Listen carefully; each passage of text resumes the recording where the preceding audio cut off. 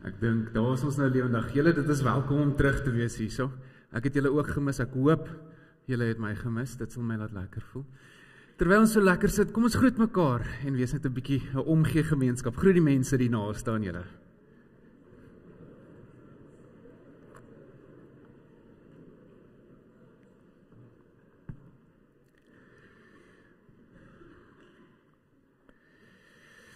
Vir ons afkondigings vanoggend so 'n paar enkele dinge. By die deure gaan ons vanoggend gee vir huis Wittekruin. En dan wil ons julle net herinner, ons drink tee na die tyd. Enigiemand is welkom daar, so daar's tee, daar's ook koffie vir die van julle soos ek wat nie Engels is nie. Kom drink asseblief 'n bietjie tee saam, dan kan ons mekaar so ook beter leer ken. Dan ons toep, dis die Afrikaanse woord vir app, is lewendig. Nou daar is nog 'n paar dinge waarmee ons sukkel. Op Apple wil hy nie lekker werk nie. Daar is 'n span wat hard werk aan.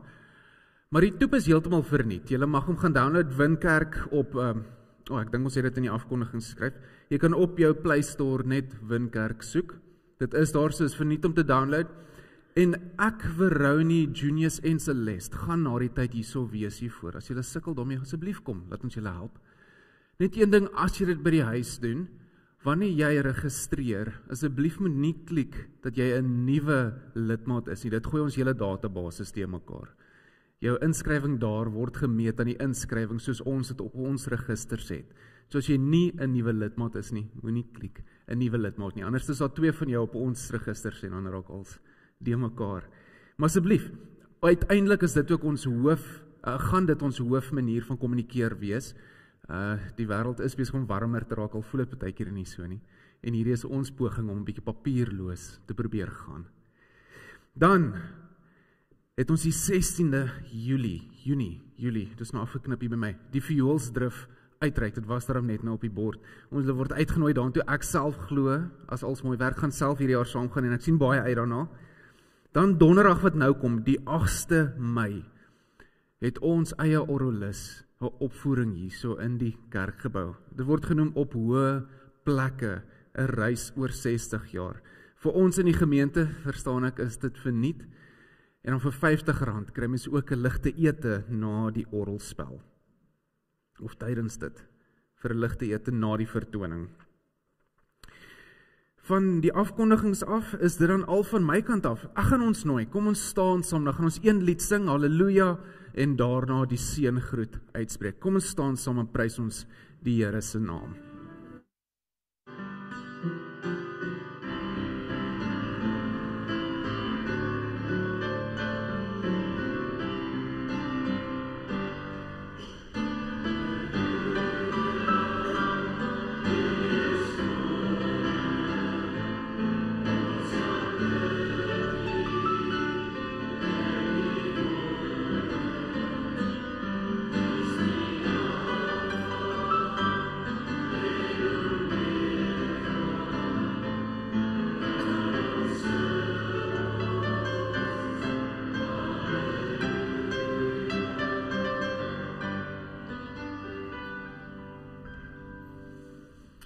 Ek groet julle vanoggend in die naam van God die Vader en van God die Seun en van God die Heilige Gees.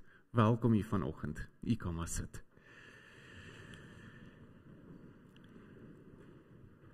Vanoggend het ek dit goed gedink om weer vir ons 'n bietjie 'n wetlesing te doen, maar ek lees hom uit Lukas uit en in Matteus, as ek nou vinnig dink, is dit deel van die bergrede. In Lukas val dit nou nie mooi so nie. Maar ek lees vir ons daarso. Maar vir julle wat na my luister, sê ek, julle moet julle vyande lief hê. Doen goed aan diegene wat julle haat. Seën die mense wat julle vervloek. Bid vir diegene wat julle sleg behandel. As iemand jou op die een wang slaan, draai vir hom ook die ander een. En as iemand jou bokleed vat, moet hom ook jou onderkleed nie weier nie. Gee aan elkeen wat iets van jou vra, en wanneer iemand vat wat aan jou behoort, moet jy dit nie terugeis nie. Soos julle wil hê die mense aan julle moet doen, doen ook so aan hulle. As julle diegene liefhet wat vir julle liefhet, hoe kan julle enige dank verwag? Want ook die sondaars het diegene lief wat hulle lief het. En as julle net goeie dinge doen vir die mense wat goeie dinge vir julle doen, hoe kan julle enige dank verwag? Die sondaars doen dieselfde. En as julle net geld uitleen aan mense van wie julle hoop om dit terug te kry, hoe kan julle enige dank verwag? Sondaars leen ook aan sondaars, solank hulle maar net dieselfde bedrag kan terugkry. Nee, julle moet julle vyande lief hê, doen goeie dade en leen uit sonder om iets terug te verwag. Dan sal julle 'n groot beloning ontvang en kinders van die Allerhoogste wees, omdat hy self die ondankbares en slegtes goed behandel. Julle moet barmhartig wees, soos julle Vader barmhartig is. So 'n bietjie van 'n herinnering van die uitdagings van ons geloof en dit wat verwag word van ons. Ons gaan net nou weer 'n bietjie verder daaroor praat. Maar hierdie is waarna ons omstem wanneer ons sê ons glo. Daarom gaan ek ons ook nooi om te getuig, dit is wat ons glo. Ons gaan dit doen aan die hand van die apostoliese geloofsbelijdenis. En so ruk terug het ek gehoor, een van die dinge wat ander kerke van ons sê, is ons is die kerk wat altyd opstaan en gaan sit. So ek nooi ons, kom ons staan op vir die apostoliese geloofsbelijdenis.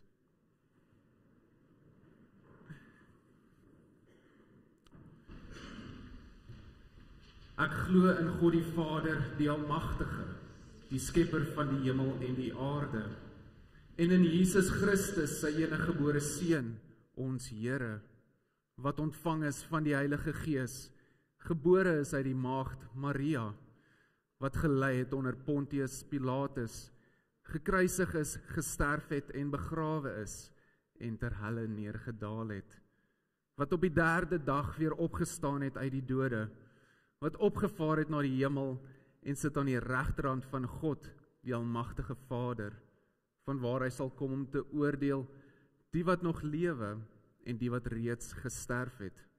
Ek glo in die Heilige Gees. Ek glo aan 'n heilige algemene Christelike kerk, die gemeenskap van die heiliges, die vergewing van sondes, die opstanding van die vlees en 'n ewige lewe. Amen. Ek nooi hier om weer te sit.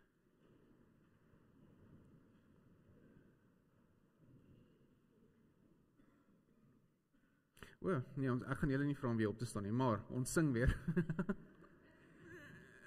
Terwyl ons dan so sing, kom ons sing, sit, kom ons sing, loof die Here, hy is goed, ons sing al 3 verse.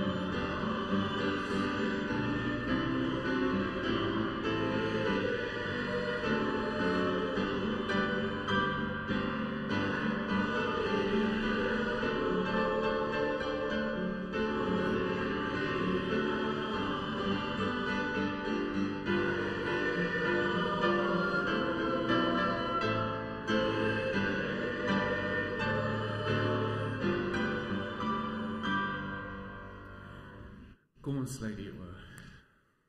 Ons God, dankie vir hierdie dag. Dankie dat ons weer by mekaar kan kom. Ag, dankie Here dat ons net U naam kan groot maak. Dankie dat U ons God is. Ons Here, vandag herinner ons wat dit is wat U van ons vra.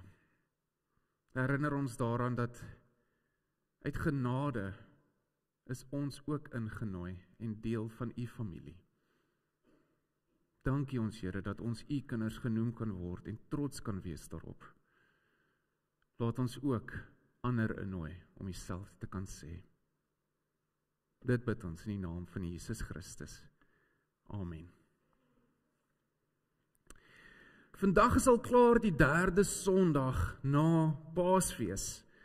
En in hierdie tyd van die kerkjaar, of binne die kerk se almanak, kan ek dit so sê, fokus ons op Jesus wat lewendig is. Dis nou nadat hy die dood oorwin het, hy het opgestaan uit die dood, hy het sonde is oorwin. En vir 'n tyd lank is Jesus nog hier op aarde voordat hy opvaar hemel toe en die Heilige Gees word uitgestort. Nou dis waarop ons fokus binne die kerkjaar. Dit beteken nie ons preek in hierdie gedeelte net uit daardie gedeelte uit nie. Vandag gaan ons so 'n bietjie praat oor 'n gedeelte buite dit. Maar ons fokus op presies dit wat Jesus kom doen het. Hy lewe. Jesus het die dood oorwin. En wat beteken dit vir ons? En een van die bewyse vir my persoonlik van Christus se bestaan is hoe 2000 jaar later herontdek en vind ons nog steeds vir die eerste keer uit wat presies dit beteken, want Jesus het regtig die skepping kom verander toe hy die dood oorwin. En ons besef dit net al meer. Maar vandag gaan ons kyk na 'n gedeelte uit Handelinge uit. Nou Handeling 9 is al ver na, of nie ver nie, dis al 'n rukkie na die Heilige Gees uitgestort is. So dis buite die gedeelte waarop ons eintlik fokus hierdie tyd van die jaar. Ons gaan kyk na die Damaskuspad en hoe Paulus daar tot bekering gekom het. Maar so 'n stukkie van die agtergrond van Handelinge. Hier is ook 'n boek wat deur Lukas geskryf is, dieselfde ou wat ons glo Lukas die evangelie geskryf het.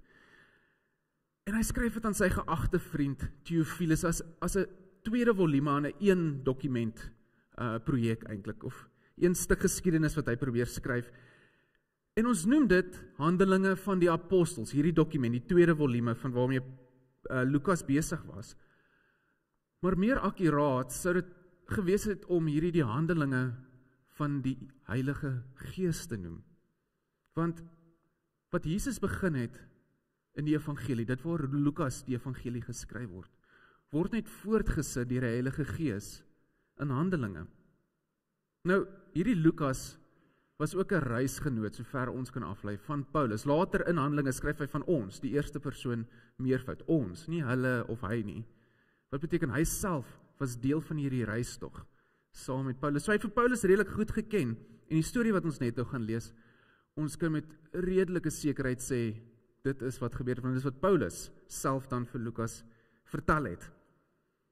Nou, in ons gedeelte wat ons gaan lees, dit wat so ver gebeur het, die Heilige Gees is nou al uitgestort. Jesus is hemel toe, Heilige Gees is uitgestort.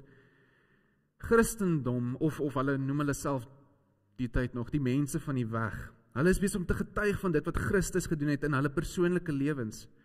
Die vroeë kerk het selfs al 'n bietjie begin 'n struktuur kry. Ons kan praat van die eerste konsilie van die wêreldkerk. Sal die waarheid wees, maar die kerk was nog net die gemeenskap van Handelinge. En ons kan ook sê, die eerste paus was voorsitter daarso, want volgens die tradisie van die Katolieke is Petrus die eerste paus gewees, en elkeen daarna sit in dieselfde stoel as Petrus. Nou, ons koop nie regtig in daai idee nie, maar as ons nou wil dramaties wees, al daai dinge het al klaar gebeur. Natuurlik die Jode het niks hiervan gehou nie. Hulle sien eintlik die Christene as 'n gevaarlike sekte, soos wat ons ook maar vandag kan dink aan sektes.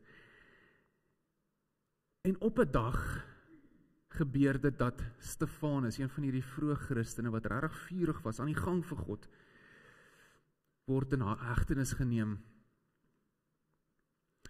En die Joodse leiers kla hom aan vir lastering en hulle gooi hom dood. Hulle stenig vir Stefanus. Nou Saulus, soos ons hom eers ken, wat later Paulus genoem word, hy was ook daar, so is die eerste keer wat ons hoor van hierdie Paulus, wat eers Saulus was. Hy was daar, so hy die jasse die boekleed van elkeen van die priesters het hy vasgehou, terwyl hulle vir Stefanus gestenig het.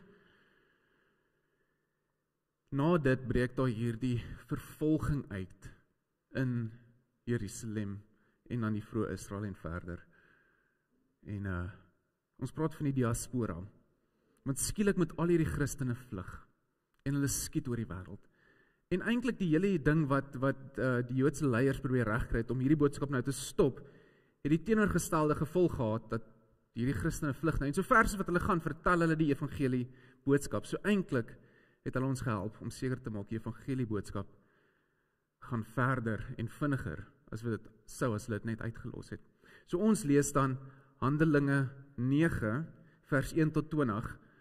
Nou, ek lees vandag uit die boodskap vertaling van die Bybel. Maar ek wil dalk net hierso noem, daar is nie rarig slegte vertalings van die Bybel nie. Ons praat van die bedoeling agter die vertaling. Ons kry 'n direkte vertaling en 'n dinamiese vertaling. Nou ons 2020 vertaling soos ons hom nou het, daar het hulle gepoog om 'n direkte vertaling te skryf. Dit beteken hulle probeer een Afrikaanse woord is gelyk aan een Griekse woord. Werk nie heeltemal so uit nie. Dis wat hulle probeer het. Aan die ander kant van die spektrum het mens dinamiese vertalings. Jy probeer die bedoeling agter die woord vertaal. Nou die boodskap is een van hulle. Hulle het probeer die boodskap agter die Griekse woorde vertaal. Maar haar eerste sin, Saulus wou die kerk met alle geweld uitroei. In 'n direkte vertaling 2020 staan daarso. Nee, in 83, sorry. Saulus het intussen soos 'n besetene voortgegaan om die volgelinge van die Here met die dood te dreig. Net om te sê, dit wat ons nou begin lees, word bietjie sagter gesê as wat dit reg was. Saulus was aan die gang en hy was eintlik op die oorlogspad. Kom ons lees Handelinge. Saulus wou die kerk met alle geweld uitroei. Hy het die volgelinge van die Here oral met die dood gedreig. Daarom het hy by die hoëpriester lasbriewe gekry en daarmee na die Joodse aanbiddingsplekke in Damaskus afgesit. Daar wou hy elke gelowige vang op wie hy sy hande kon lê. Sy plan was om elkeen wat in die Here geglo het, terug te vat na Jerusalem om daar verhoor te word. Naby Damaskus is Saulus skielik deur 'n skerp lig uit die hemel verblind. Hy het baie groot geskrik toe hy die lig sien en het soos 'n dooie op die grond neergeval. Toe hoor hy 'n stem wat vir hom sê, Saul, Saul, hoekom is jy besig om my te vervolg? Sê asseblief vir my wie u is, Here, het hy benoud gevra. Dit is ek, Jesus. Jy is besig om my te vervolg. Staan nou op en gaan na Damaskus toe. Daar sal jy hoor wat jy moet doen, het Jesus geantwoord. Die ander mense wat saam met Saulus gereis het, was verstom oor wat gebeur het. Hulle kon net die stem hoor, maar hulle het niks gesien nie. Saulus het oorent gekom. Kom hy agter dat hy niks kan sien nie. Sy reisgenote moes hom lei. 3 dae lank was hy blind. Hy het niks geëet of gedrink nie. In Damaskus was daar 'n volgeling van Jesus met die naam Ananias. Die Here het in 'n visioen met hom gaan praat. Ananias, ja Here, hier is ek, het hy geantwoord. Toe sê die Here vir hom, jy moet dadelik na Reguitstraat gaan. Gaan soek die huis waar 'n man met die naam Judas bly. Vra dan vir hom of jy Saulus te sien kan kry. Hy is op die oomblik besig om te bid.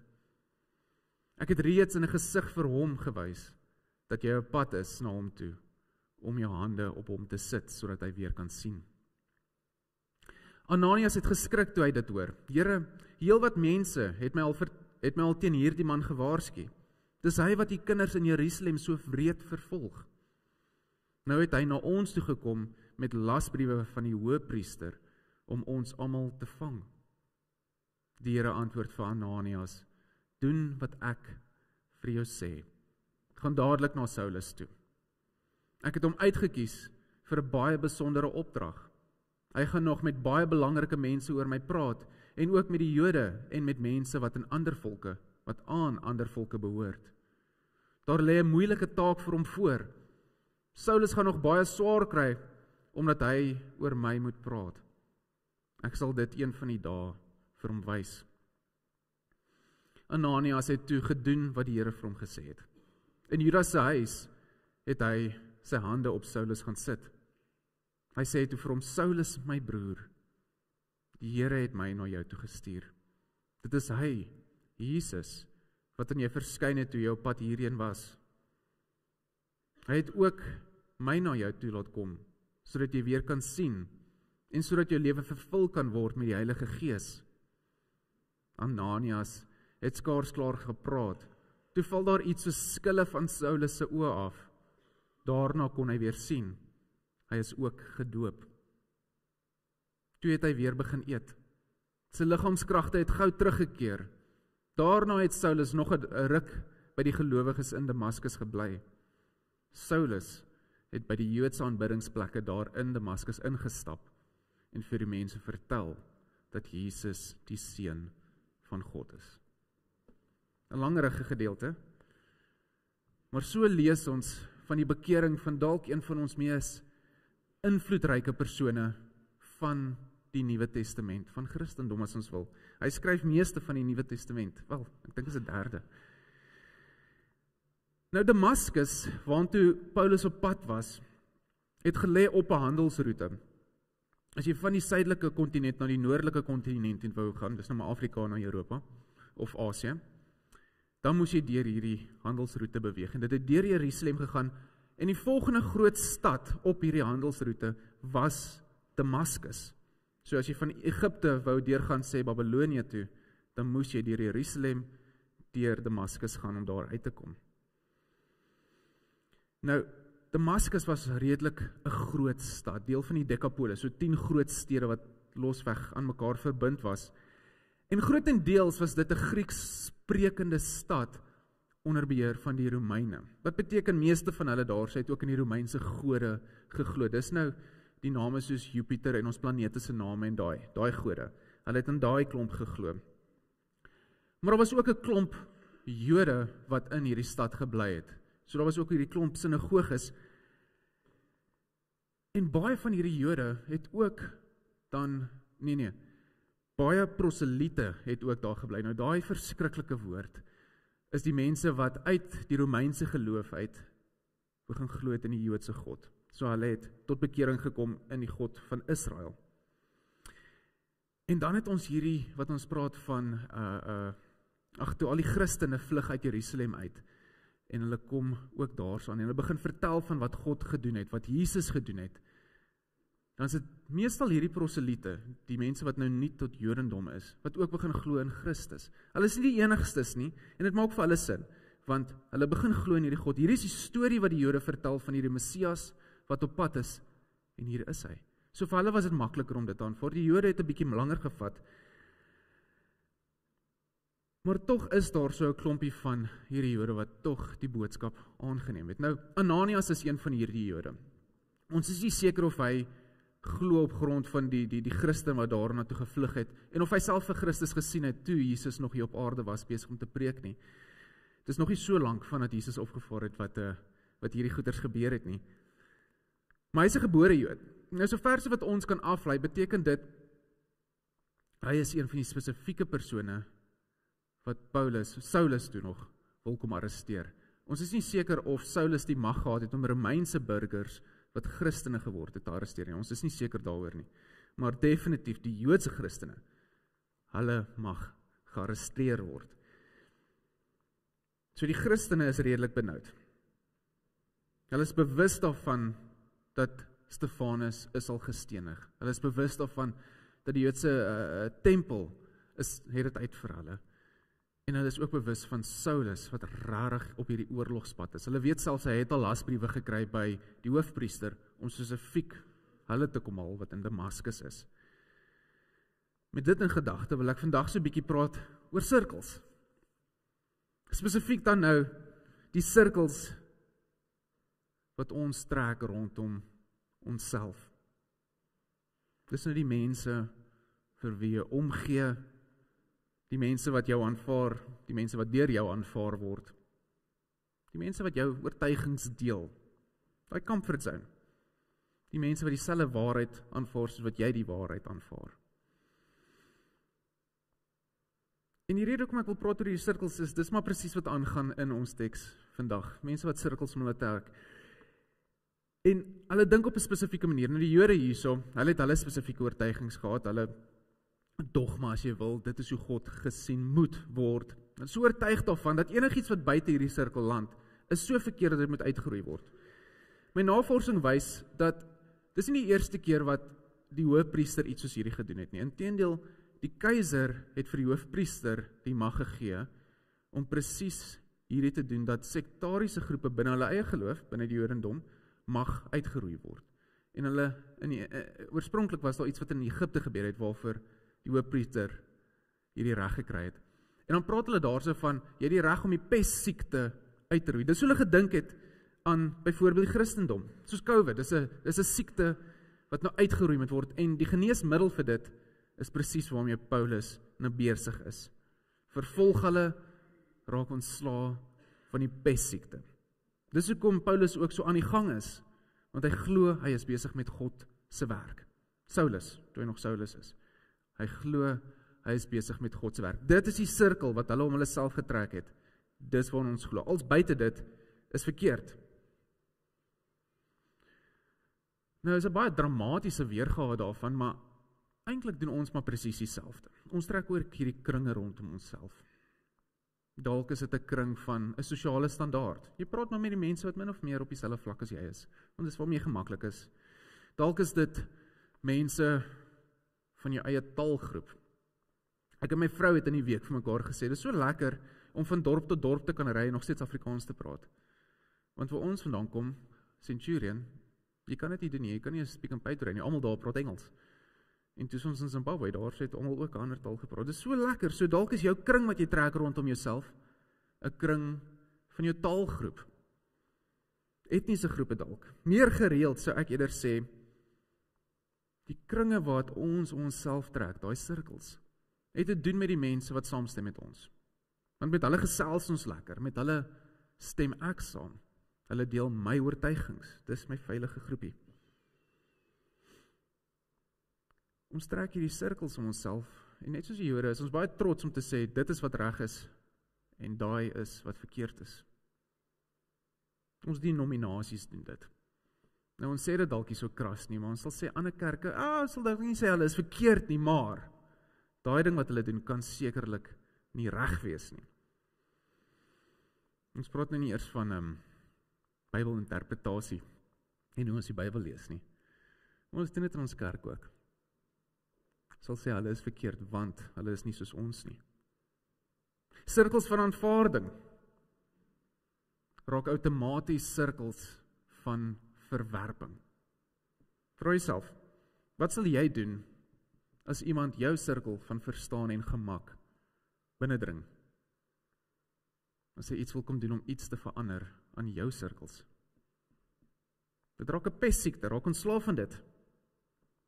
Dis wat aangaan nou hierso in ons teks. So is 'n baie dramatiese weergawe van wat ons eintlik self doen. Saulus en die Joodse leiers hierso het 'n sirkel getrek van hulle eie verstaan, hulle eie wet, dis wie God is, alleenlik ons is reg, die res is verkeerd.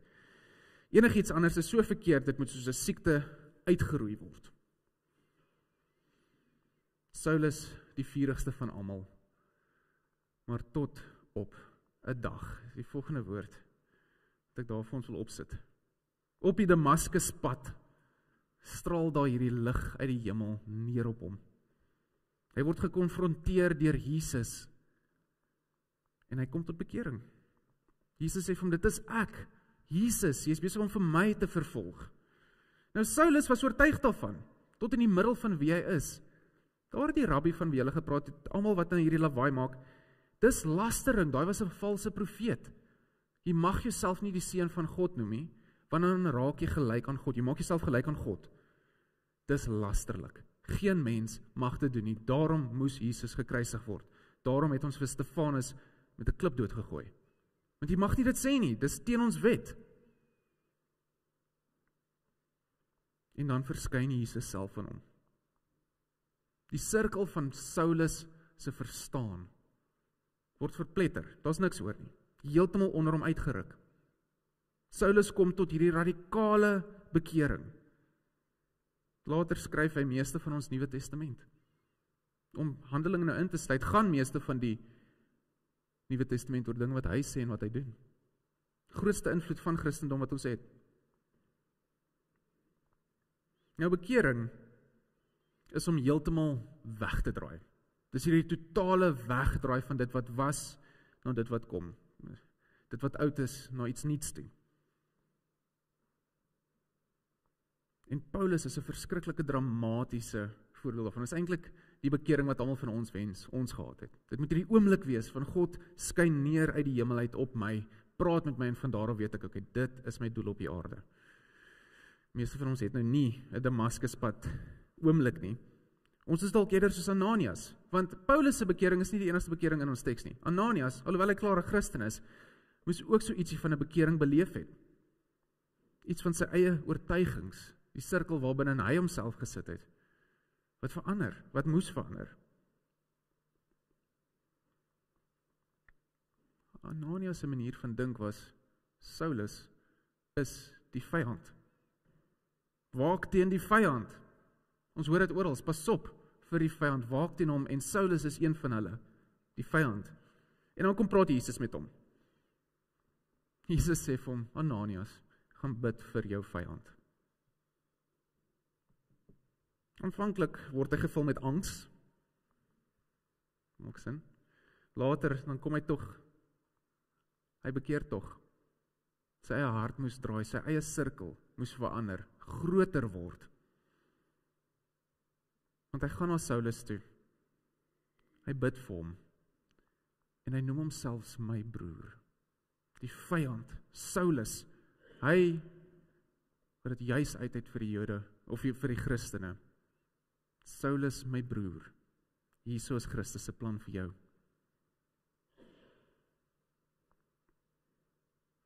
Nou bekering is wanneer hierdie sirkel wat jy rondom jouself getrek het, partykeer op 'n harde manier oopgeskeer word, oopgemaak word, groter gemaak word, verander word. In hierdie gedeelte word Christus se hart vir die kerk dan ook duidelik gemaak vir ons. So ons kan hierso praat van 'n derde bekering as ons wil vir ons vandag. Dat die kerk moet ook so bietjie weer kyk na die sirkels wat ons om onsself getrek het. Saulus gaan die boodskap na baie mense van die 2020 praat hierso van. Hy vat die boodskap na die nasies toe, die konings en Israel. Nou as jy dit vir die Jood sê, beteken dit almal anders. Want dis die manier hoe hulle dink oor die wêreld. Ons, die Jode, Israel, ander nasies is enige ander nasies en al die belangrike mense. Paulus moet gaan na die wêreld toe. Dis wat van Ananias hier gesê word. Dis die bekering wat die kerk ook so 'n bietjie dalk moet weer op fokus, die sirkel van ons sirkel wat te klein geraak het. 'n Oproep dan tot bekering van denke, net soos van Ananias sy manier van dink 'n bietjie moes draai. Want die droom van Christus en dit wat hy vir die kerk het, is 'n baie groot sirkel. 'n Baie groot sirkel wat altyd sal groter word. Ek lees 'n oulike ding hierdie week. God is nie die vyand van my vyand nie. Julle ken mos die segde, enemy of my enemy is my friend. God is nie die vyand van my vyand nie. Hy is nie eers die vyand van sy vyande nie. God is nie die vyand van my vyand nie. Hy is nie eens die vyand van sy vyande nie. Saulus wat later Paulus genoem word, raak uiteindelik vir ons 'n uitbeelding van presies Christus se doel met sy kerk, sy liggaam. Ek gaan verkondig wie ek is aan almal. Al die nasies, die belangrike mense ook, en jou eie mense. Dit sien ons nou in die laaste verse, dat daai bekering was 'n absolute wegkeer van wie hy was. 'n Absolute bekering, sy sirkel het heeltemal verander, soveel groter geraak, dat die oomblik, toe hy kon vrede maak met, okay, ek was verkeerd, dis hoe ek nou hieroor gaan dink. Eerste ding wat hy doen is, hy gaan terug na, terwyl hy in Damaskus is, gaan hy na die naaste sinagoge toe, en hy vertel vir hulle, dis wie Christus is. Daar is hierdie mite wat bestaan, dat hy het eers 3 jaar gaan swat, voordat hy uiteindelik begin preek, en goeders, die Bybel wys nie vir ons nie, ek sien dit nie daar raak nie. Sover ek kan aflei, was hy vir 3 dae blind, hy het gevas, hy het gebid, toe kon hy weer sien, en hy het so rukkie daar so nog in Damaskus spandeer, maar die eerste ding wat hy gedoen het, is om vir sy Joodse broers en susters te gaan vertel, ek was verkeerd, Jesus Christus is toe die Seun van God. Die lig wat vir Saulus verblind het daar op die Damaskus pad, het sy geestelike blindheid weggevat, om bevry daarvan.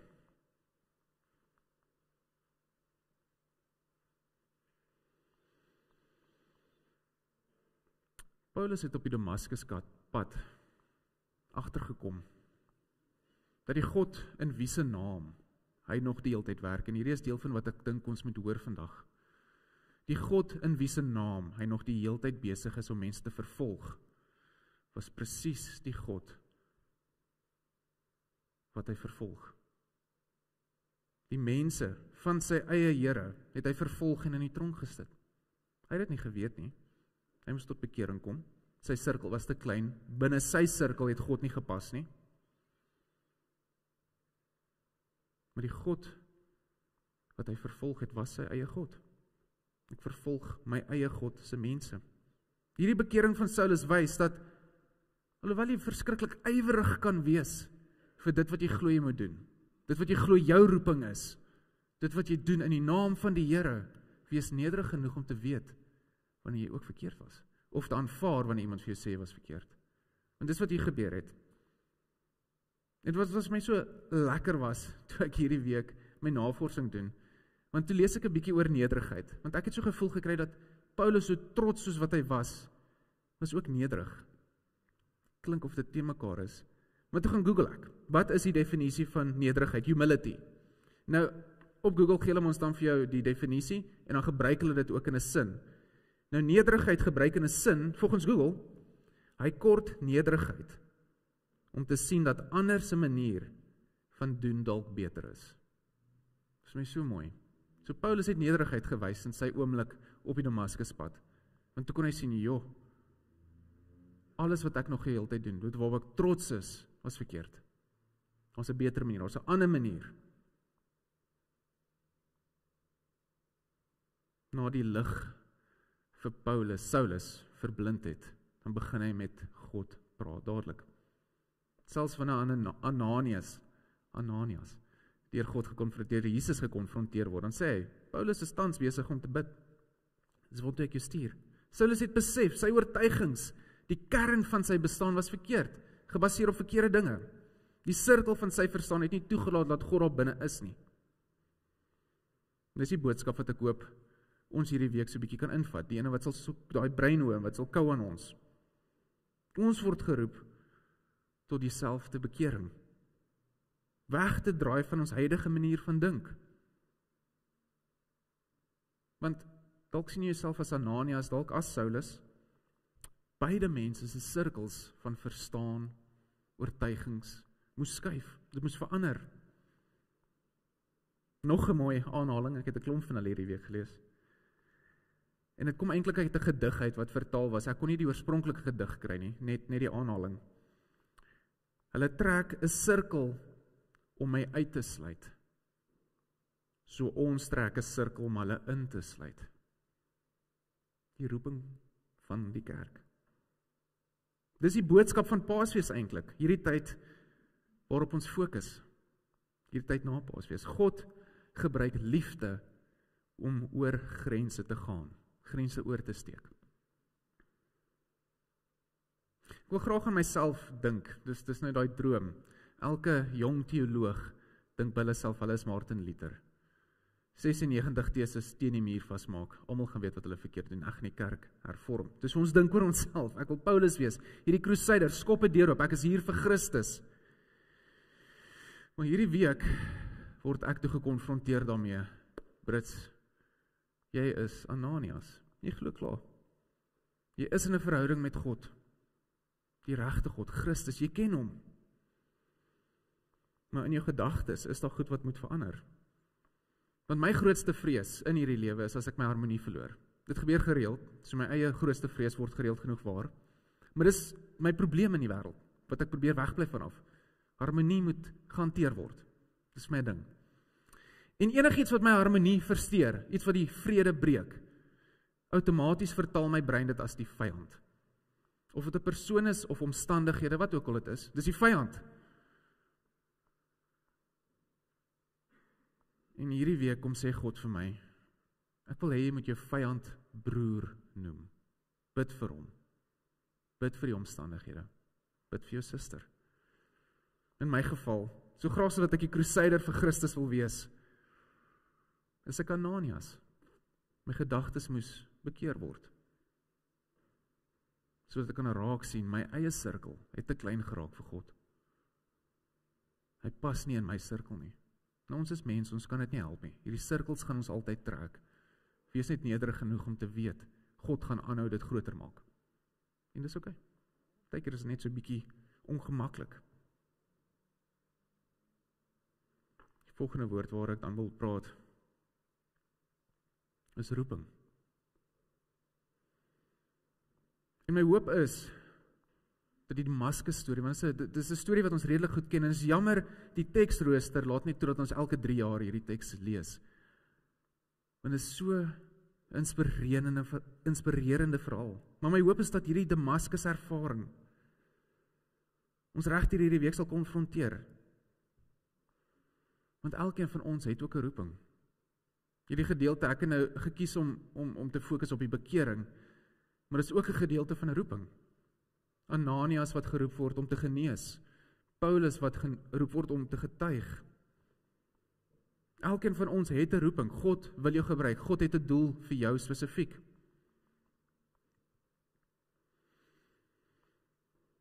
En kos egter dat ons bewus raak dat jy trek wel hierdie sirkels rondom jouself. Daar is mense wat outomaties uitgesluit word uit jou verstaanheid. En God roep jou om dit groter te maak. Ons self het al bekeer, ons het al onsself bekeer en gereeld geniet weer moet doen. Dat jou eie gedagtes het bietjie vasgeval in 'n groef. En vir daardie rede is daar sekere mense wat jy begin uitsluit. Dis oké, dis menslik. Maar God gaan jou konfronteer daaroor. Vir jou sê, jou sirkel is te klein, ek pas nie in jou sirkel in nie.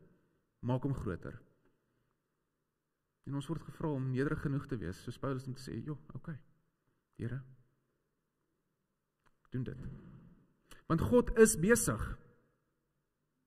God oorkom grense deur sy liefde, dis wat hy doen. Hy skyn sy lig oor die nasies. God is besig om lief te wees vir almal. En ons word ingenooi in dit in. En die oomblik wat jy begin sukkel om lief te hê, dan het jou sirkel te klein geraak. Maak hom groter. So vandag, hierdie week, dis my gebed, dat elkeen van ons baie gereeld herinner word van Saulus op die Damaskuspad. Saulus die vervolger van Christus, raak Paulus die verkondiger van Christus. Laat Christus se lig ook in ons inskyn. Laat ons bevry word van ons geestelike blindheid. Laat ons ook begin raak sien dat God pas nie in ons sirkels nie. Maak dit groter. Dis die roeping van die kerk. Die deure moet so groot oop wees soos God se genade, en dis groot julle. Dink aan iets wat God se genade uitsluit. Dit bestaan nie. Dis ons uitdaging. Vir jou as 'n persoon en vir ons as 'n kerk. Dis die woorde hier teen die muur.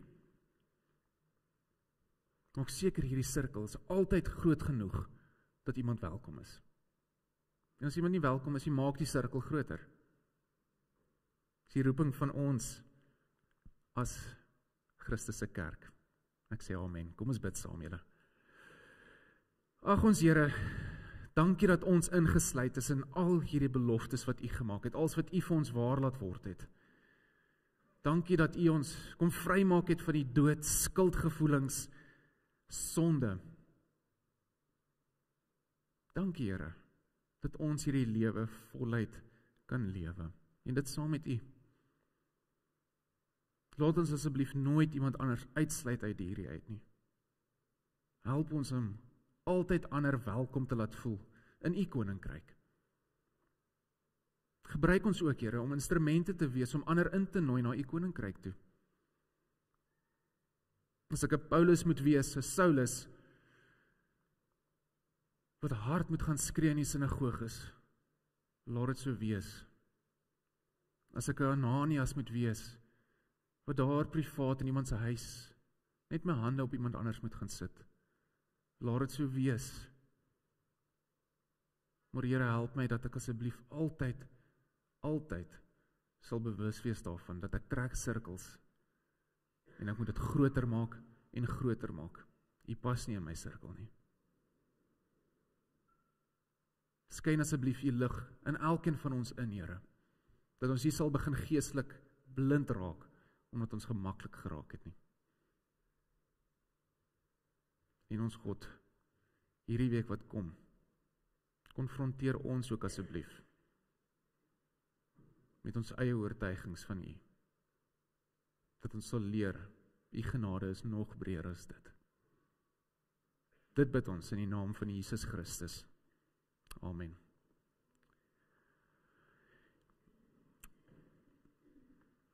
Ek gaan vir ons 'n kans gee vir die opneem van die offergawes, en dan onthou, by die deure gaan ons ook daarso gee vir huis wat te kry.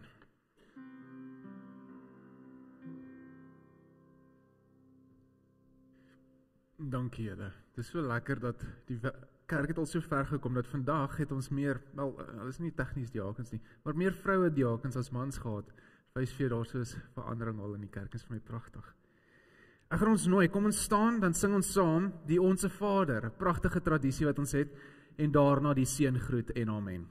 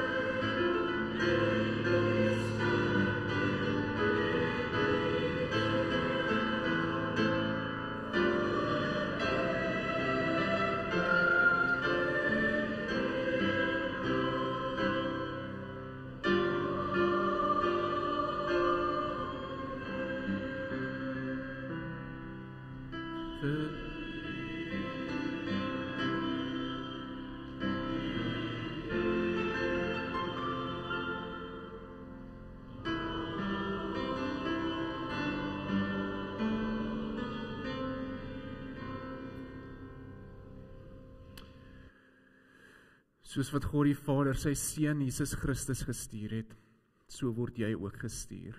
Gaan in vrede en weet die Heilige Gees gaan saam met jou. Amen.